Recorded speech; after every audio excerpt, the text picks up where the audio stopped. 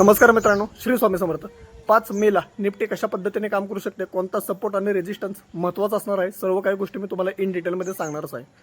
कालच्या व्हिडिओबद्दल जर तुम्हाला थोडक्यात सांगायचं झालं तर सेन्सेक्स आणि निफ्टीच्या लेवल्स आपल्याला खूप चांगल्या पद्धतीने काम करताना पाहायला मिळालेले आहेत।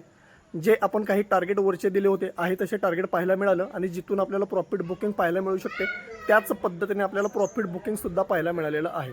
आता उद्या निफ्टी कशा पद्धतीने काम करू शकते, सर्व काही गोष्टी मी तुम्हाला पुन्हा एकदा व्यवस्थित समजावून सांगणार आहे। त्यासाठी व्हिडिओ तुम्हाला शेवटपर्यंत बघावा लागेल।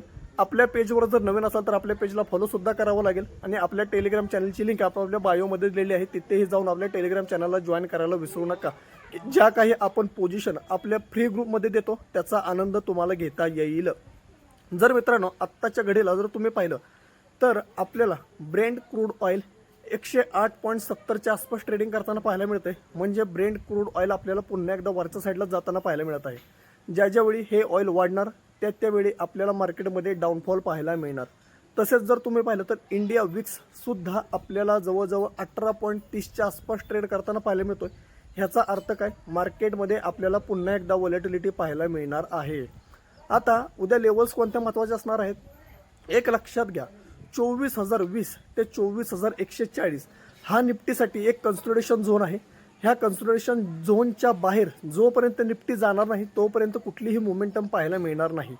24,140 निफ्टीने जर वरच्या साईडला ब्रेकआउट दिला तर 24,210 रुपयाचं हे पहिलं टार्गेट आपल्याला पाहायला मिळेल आणि 24,010 नंतर पुन्हा एकदा 24,278 पर्यंत आपल्याला दुसरं सुद्धा टार्गेट पाहायला मिळू शकतं।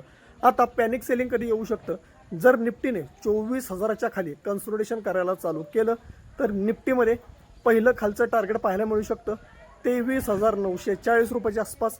आणि जर 23,940 ही सुद्धा लेवल निफ्टीने ब्रेक केली तर निफ्टीमध्ये 100 पॉईंटचा सडन मोठा डाऊनफॉल येऊ शकतो। निफ्टी आपल्याला पाहायला मिळू शकते 23,850 ते 23,800 पर्यंत खाली येताना पाहायला मिळू शकते। उद्या मार्केटमध्ये पुन्हा एकदा थोडंफार प्रॉफिट बुकिंग आपल्याला पाहायला मिळू शकतं।